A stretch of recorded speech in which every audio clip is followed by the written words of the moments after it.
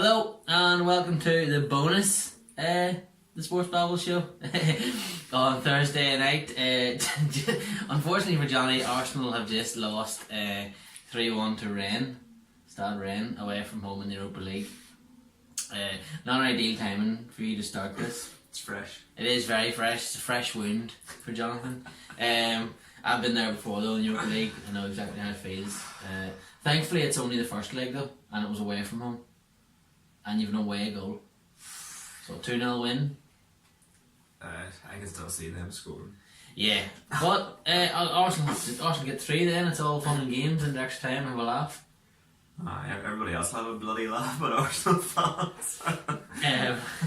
So one team had a decent midweek in France and one hasn't, and they both play each other at the weekend, which is what the sort of the bonus show is going to be. It's going to be a preview for Premier League or FA Cup or whatever's coming up, and then a review of what's going to happen if there's been games on that week as well. And thankfully we're in the midst of European action again, and we had a pretty decent, aside from obviously what's just happened for yourselves, a pretty decent set of results in the Champions League.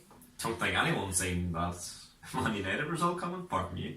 Yeah, I had the horrible feeling that I thought they were going to do something, and they did. But all I seen today on Twitter was someone to show Aubameyang that a Rashford penalty. And to be fair, it was bloody brilliant. He just banged it. That was his first ever penalty for Manchester United. Yeah, I heard that's bad. Yeah, and there's some balls, like. Yeah. Do you think, we'll talk about that game, like, because I accidentally caused a little bit of a stir on Twitter earlier by retweeting a tweet that sort of said about the money that was spent on both squads, and how the sort of narrative was sort of, not by everyone, was sort of portrayed that this was like a massive David v Goliath result, and how this Manchester United team had done this. And I'll not name him because it's not fair. A friend had told me that it was even bigger than the new camp for them in '99, which I get it, like, heat of the moment, you're all mad, and I totally get it. I overhype everything for Liverpool when we win a big game. It's totally understandable, but when you look at it back, I don't even think it was this week's best result. But it was an unbelievable result from Manchester United to go to PSG, 10 injuries, and start with get Fred in, Mkhitaryan and Pereira in midfield, and then you had Bailly who decided he was going to let PSG try and win it anyway for the 30 minutes he was on, and to come back and win it the way they did, and like shove it right up your jacksie, PSG. Do you know what I mean? Like I am so delighted, and that's the only time many of me say this, unless they beat Man City in the league, that United won last night, because PSG are like the antichrist of football. They're like, to see it happen. Like, did you think it was a penalty? The thing is, when I first seen it, I was like, that's never a penalty. But, you know, when you think about it, you see penalties like that given, and then you don't. So I suppose like it's one of them, it either is or it isn't. Like, it kind of depends on the referee's opinion. Yeah. So it could, like, if it was against Arsenal and that happened, I'd be going mad. So like, yeah, I suppose like I didn't even debate it today on Twitter or anything. I was like, yeah, fair enough. Yeah. I don't really care. Like, I saw some Liverpool fans trying to say that we should have got one against Bayern Munich when I hit his hand, but it was the same thing. Like, it's so 50-50. Like, you're going to get them one week, you're not going to get them the next week, and that's football. Like, you get these mad decisions or results or whatever, and they make it such a brilliant game or night, especially for you as fans. Now, if I was a PSG fan, I might be a little bit annoyed. If that happens next week for Liverpool, I'll probably be a little bit annoyed, not going to lie, but if we also get one, I'll be like, sweet. Yeah. But it happens. But PSG completely deserve that. They didn't play well at all last night. They were terrible. Until Bailey went off for Man United, they kind of were in the game then. Like, Mbappe was getting a bit of joy, but no, they didn't deserve to go through in the second leg. They were awful. They didn't really do anything, and Buffon for the second goal. Buffon, more like. I couldn't believe it. Like, you know, it's Buffon. Like, you just thought he would have just hit it out for a corner or something, and he spills it right to the top. He tried to scoop it up. Instead of just making sure it was safe. You can put it wide for a corner or whatever, just make sure you don't put it exactly. This is Buffon we're talking about here, who's won the World Cup, and he hasn't won the Champions League, he's won league titles in Italy obviously, and he does such a silly mistake. It's like Loris Karius, like, you know, that type of nonsense here that we're seeing. It's mad. You don't expect them things from a keeper like Buffon, like, but you know, it happens, and the gods were with United last night. They were, certainly, like, and they had, you're right, PSG had like 5 or 10 minutes, maybe a wee bit more, to for them, where they were all over United, and United were, and it was going down that side. Bailly wasn't getting he didn't have his head screwed on, or he wasn't thinking properly that, oh, hang on, Di Maria and Bernat, they're overlapping like mad here. And instead of asking for help, he was just constantly trying to do it himself, and he's getting caught out. And then for the goal, like, he was completely Dejan loving it. He was just lying sleeping in the box, and that was a silly goal to concede. And actually, I have given him a bit of stick, and I'm still not 100% sure if he's going to be an unreal manager. He's had a brilliant term now at Manchester United so far, but let's see what he's like after a year and a half, and then you can properly really judge him.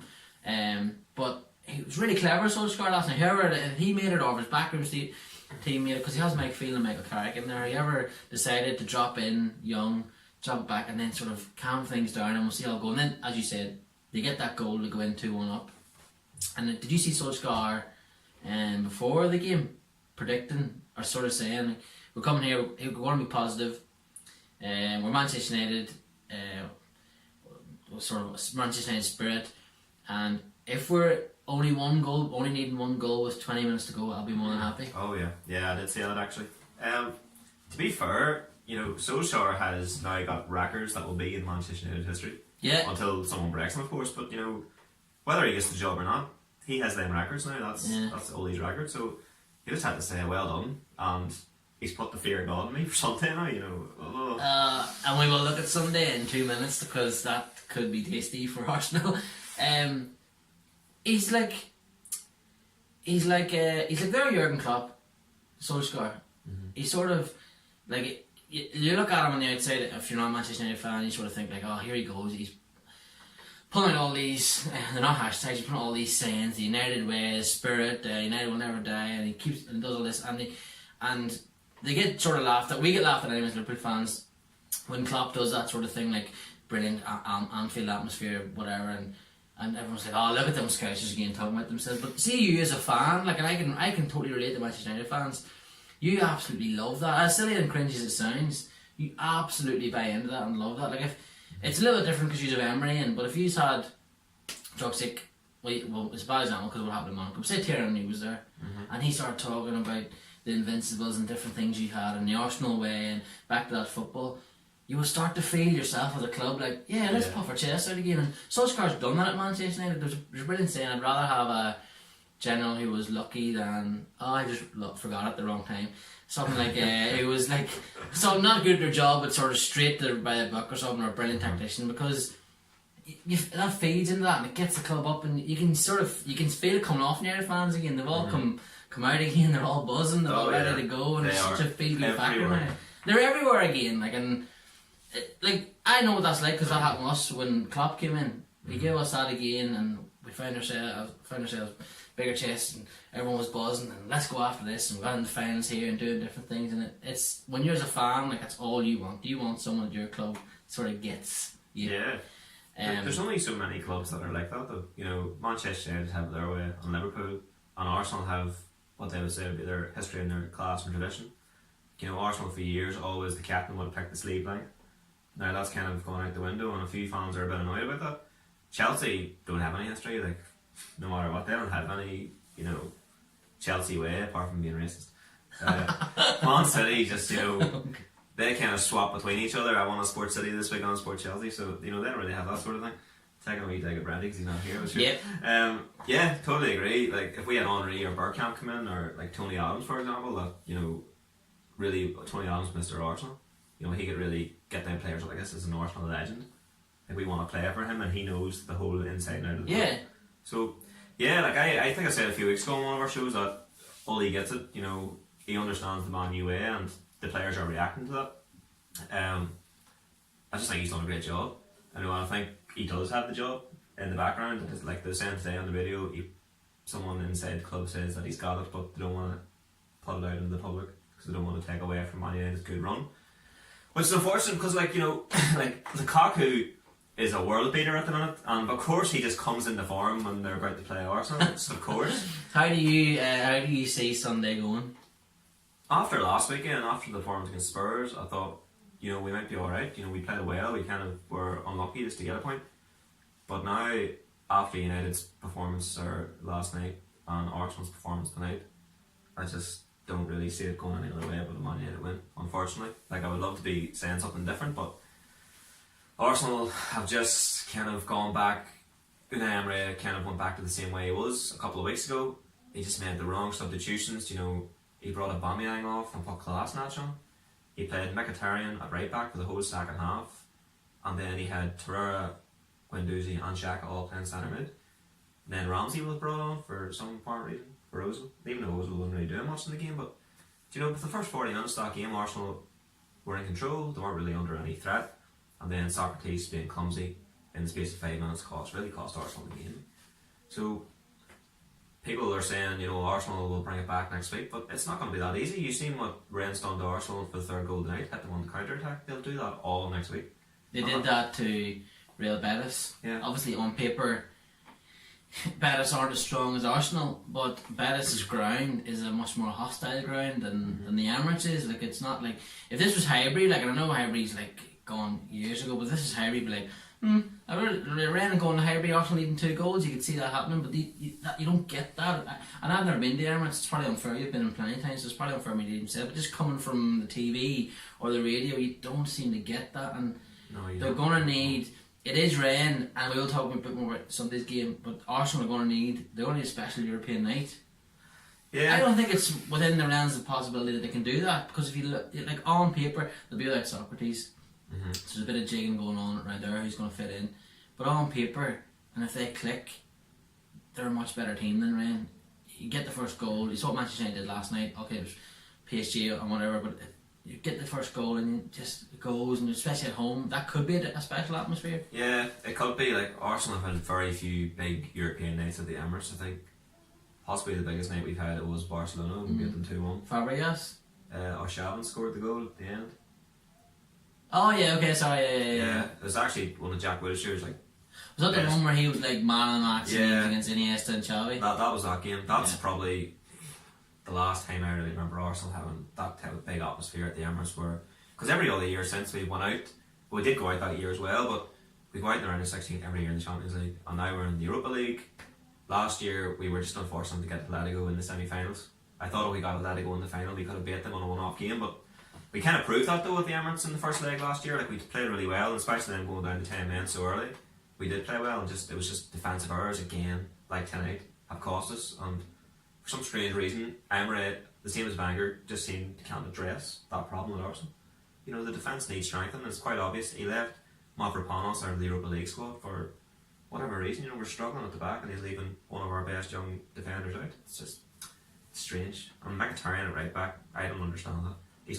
It's not a criticism of Mkhitaryan, he's just not a right back. No. And he's been playing so well recently going forward. He has been, he's been brilliant. And you know me, like, I criticised him before, but he has the last few weeks, he's been really, really good. That almost stinks there, that Mkhitaryan decision of I'm just sticking him in there because he's quick. Yeah. That's sort of, he's quick enough, we need to, we can fire forward with him.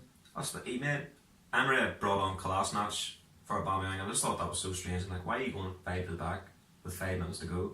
Like, surely when we went 1 each, and he wanted to just hold out for 1-1, like... That's a good result away from home. Yeah, like, fair enough. Go, try and be defensive, try and be compact, you know, like Atletico do, like, especially what they had done against Arsenal last year at the Emirates. They got a man sent off, and they just want to come back and made it so difficult for Arsenal to break them down. So they could go back to their ground and, you know, turn it over that way, which they did, of course. Arsenal should have been thinking that mindset, but I don't know, like, Ozil was kind of invisible tonight, didn't really do much. Aubameyang is on a terrible run of form, he just isn't performing. Which is why, you know, the debate goes on with Arsenal fans about Lacazette and Aubameyang. Like, if one of them was going to be sold in the summer, who would it be? But right now, it would definitely be Aubameyang. He just isn't doing it for us. No. And Lacazette's banned for 3 games in the Europa League, so... It's funny how Aubameyang and Salah hit this really crappy patch together when the two of them were flying at one point. I know. They were leading goal scorers in the league, I think. Is it the world now? I think it probably Salah's actually still second. Amazingly still second. And he hasn't scored in 5 games or something, is it? Yeah, no, if he doesn't score on Sunday, it'll be 5 games. It'll be the only time he's ever done that. And they're presumably there only 2 years now. Yeah. Sunday, 4 o'clock then, you're not too optimistic?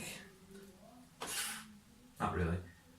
Unless Arsenal just, you know, Arsenal do this sometimes. They owe Manchester United one. They do. They owe the fans a performance after tonight, you know. Obviously, it was Socrates kind of let the team down, I suppose. But then the team just didn't react to the sending off, you know. Again, it is tactical changes. Remember, it's kind of let them down as well. he didn't really, adapt to the situation. So it cost us. And you see the guy playing right wing. I don't actually know his name for instance. Don't know if you know his name.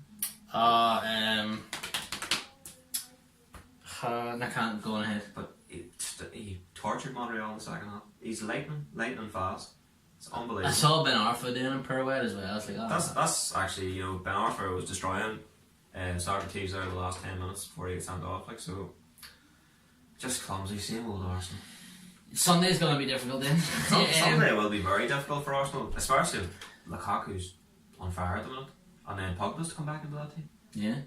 And Traore is banned for that game, so it'll probably be Guendouzi and Xhaka in the middle.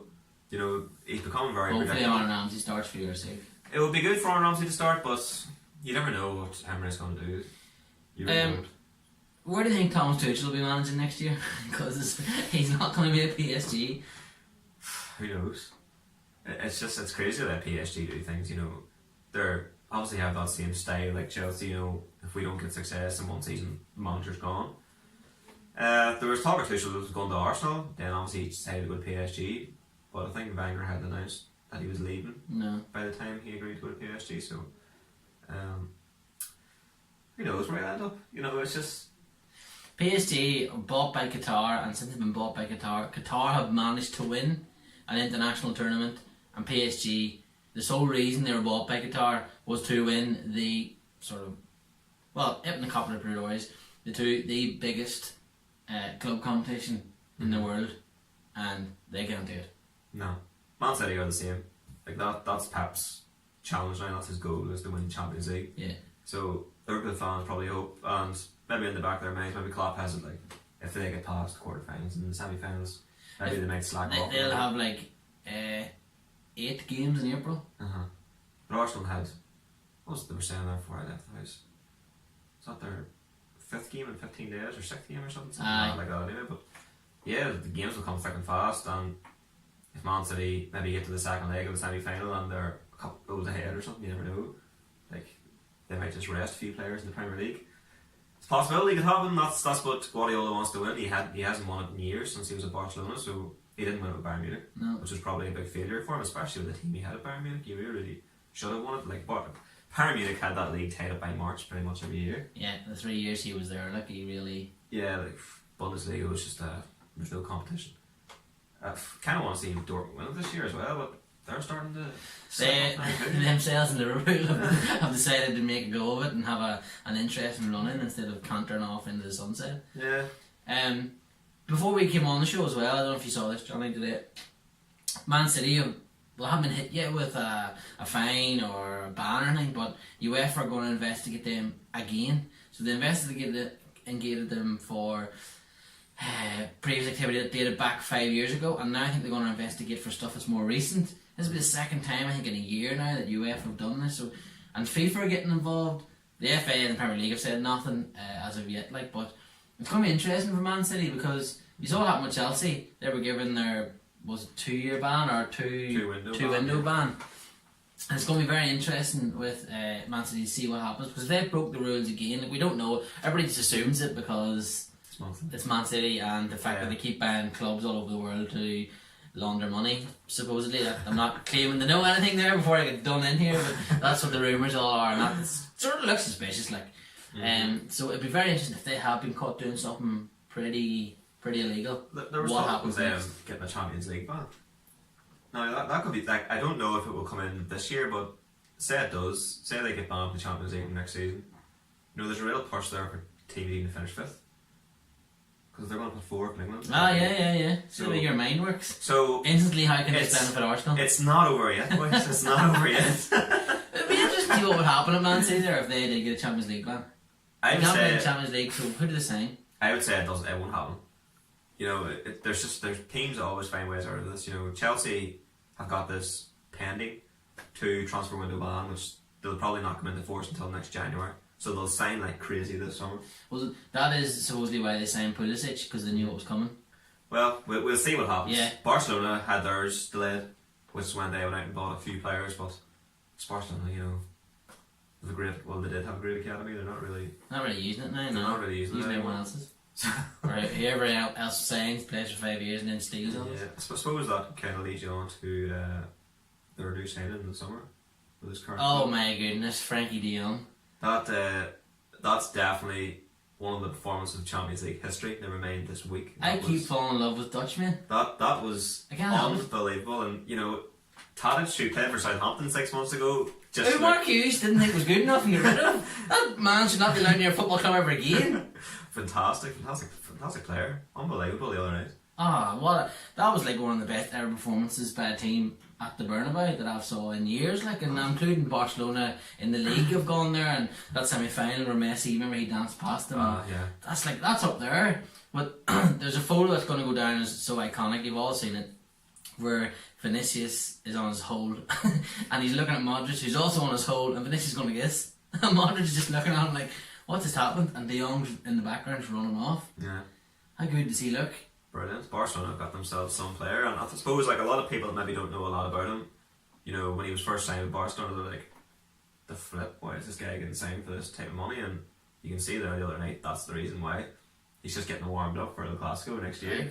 To go there, to take on the Ballon d'Or winner who plays in his position. Look at Modric, who, I know Modric hasn't had a great season maybe this year, but just look at Modric. I know how good he can be. Trust me, he tortured us in Kiev and he tortured everyone at the World Cup. And De Jong just made him look like he was streaks behind him. And then Deloitte at the back. Mm-hmm. What a centre half he is. Holland, like, surely Holland can really push for a major European title or major international title again, like with their team that they're building. They look like they're on their way back. Especially have him and Van Dijk, two centre backs. And Van Dijk, I was, because obviously you go into Hyperbole when you want someone to sign for your club, and I was reading all these massive wormholes about how Van Dijk loves De Ligt and their best mates. He took him under his wing, and I'm just like, give him a contract to sign for Liverpool. But with Joe Gomez, I don't want to hurt my boy Joe Gomez, but I think, I don't know how long he has left on his contract by Ajax, but sure, he's an Ajax boy. Probably stay at Ajax till he gets in probably to his 20s and then he'll probably move on. But yeah, well, there's do you know Roy Smith, the journalist? Sometimes on 5 Live, and he writes for the New York Times now. If you haven't seen it yet, he did a brilliant article on the 7 Ajax players that were identified by Ajax to be the future. This is before the first leg against Real Madrid. Now, it was sort of done in the summer, and then he produced it here before the first leg. But Justin Kluivert was also one of them, and he was told you're going to be the future, and that's what your dad did. And then he was like, I'm going to go to Roma, so that he went off. Then they have the other 6, and De Jong obviously, and De Ligt, and then Beck in midfield, who, like, he's not really been talked about, but he's absolutely fantastic. yeah.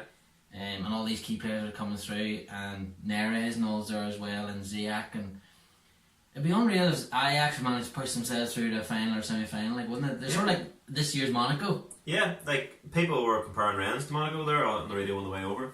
How people were saying they're going to go rule Arsenal next week. But yeah, Ajax have a fantastic squad and they could really go far. And it'd be great to see them get Spurs and knock them out in the next round. I'd love it. I hope next week we have Schalke, Lyon, Liverpool and Atletico Madrid in the next stage, but I'm kind of nervous about Wednesday night in Munich. People were saying Man City now should certainly be favourites. You know, they're definitely not. Like, any one of them teams could win it, apart from Spurs. Any one of them teams that are in the last 8 could win it. It's so wide open this year because there's no Madrid, no PSG. You know, Barcelona aren't through yet. Lyon are a decent scheme. They held them out last week, and if it finishes 1-1 next week, Barcelona are out. So then it's really wide open. So it'd be very interesting to see who goes through between that game. But I don't think I'm going to watch Man City because I just know Man City are going to win, and there's no interest. I'm not watching that one. I'll watch the other game. I'll watch Atletico Madrid v Juventus that night. Like, but, I think even the other night, most people watched Ajax Real Madrid. Yeah, I did. Yeah, cause before even kick off, like people were saying they're not going to bother watching Spurs because they might get beat like 1 or 2-0, but they're going to go through. We all knew they were going to go through, unfortunately, but they did. Spurs just found themselves in a European semi-final on the right track. It's hard. It's absolutely horrific for you to think of, and I'm sure Brent needs the same. The thing is, if Spurs get Porto, yeah, they have a very good chance. I would say, like, Porto aren't no rollovers either. Like, they're not, but that's who they probably fancy. Yeah, that's probably who most teams in the draw are going to fancy getting is Porto. Nobody will want Ajax after that. No, I don't want Frankie de Jong anywhere near Anfield yet. Not a chance. But you just have this feeling that Liverpool are going to draw one of the Manchester clubs if they get through. If we can beat Bayern Munich, yeah, I have a feeling we'll get an English club. Yeah, the odds are obviously stacked in the favour that there is going to be an all-English tie. Yeah. You would love to see one of the Manchester clubs play Liverpool in the final. Like, I just think it would be really interesting. I really don't think I could be able to cope with the pressure in my head if it was Manchester United.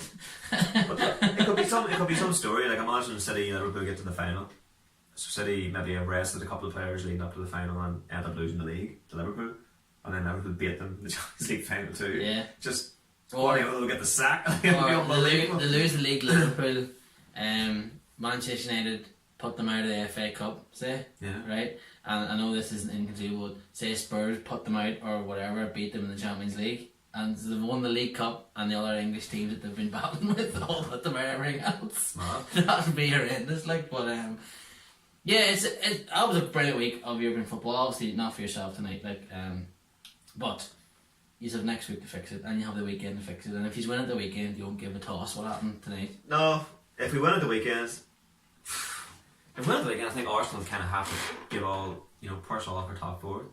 I think it's just 2-1. You would have thought, yeah, we can kind of do it, but all the Reds need to do is hit us one counter attack, and then we're done. And Arsenal are terrible at the back. So if we lose next week, if we lose on Sunday to Man United, the confidence is going to be very low for Thursday. So Arsenal's season could be over by this time next week. As a neutral, it's set up perfectly, because Arsenal have to go for it, knowing Rennes also can go for it. Yeah. So that could be an unbelievable game next Thursday night. Or it could be more of the same. Or it could be. There's also a lot of Premier League action also come up this weekend, and the two teams at the top.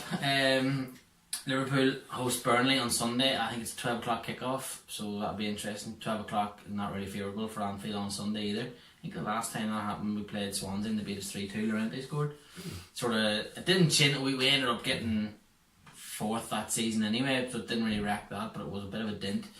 And then Manchester City play Watford at home on Saturday evening, so hopefully Troy Deeney. They're two tough enough games. They are, they're not, but the thing is now, and you know it yourself, see when you're going for a league title, when it comes down to the single figure games, even if you're playing Burnley, say that Burnley could already be relegated, lost every single game this season, you look at it going, oh, Burnley and Chris Wood, do you know what I mean? It's just every team then takes on they're much better because you're playing them and you've so much to lose, whereas Burnley, I think Burnley will be safe anyway and they have nothing to lose, and they're a dangerous animal. Watford the same, they're going for a brilliant finish this season.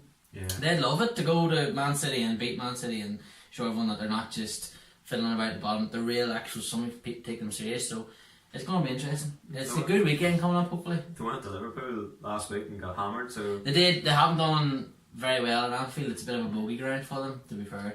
But they're not. I still wouldn't fancy playing them again. I'm happy enough to avoid them. Yeah, you're just lucky that you have a nice big game at home on Sunday. We have a big game on Wednesday night, which I am very nervous about. But that's our first bonus show then. So we're going to be doing 2 shows a week because we're going to absolutely spoil this. And there'll be more coming up, better audio as well, sorting microphones out, and we're also a few things down the line that we'll let Brent sort out because he's the social media guy. He's the whiz kid. He's actually become the boss somehow as well. I'm saying this now so we can record it so we can hear it, like the big tosser, but well, he thinks he is. He thinks he is. It's because he's so big, like. Then he goes home to his woman and he's not the boss anymore. Nah, Gary's in charge, isn't it? Right, thanks for joining us this week, folks. As you see something on YouTube, like the page, share it on your social media when it comes up to it, and tell everyone. And if you listen to it in podcast, thanks again. You get it on all your podcast apps. I use Podcast Addict because I have an Android phone. You just type in the Sports Babble and it brings the logo up, which I had so much joy looking at that the other night. It was really unreal. But folks, thanks again for tuning in, and we'll see you again on Sunday night for the live show. Cheers!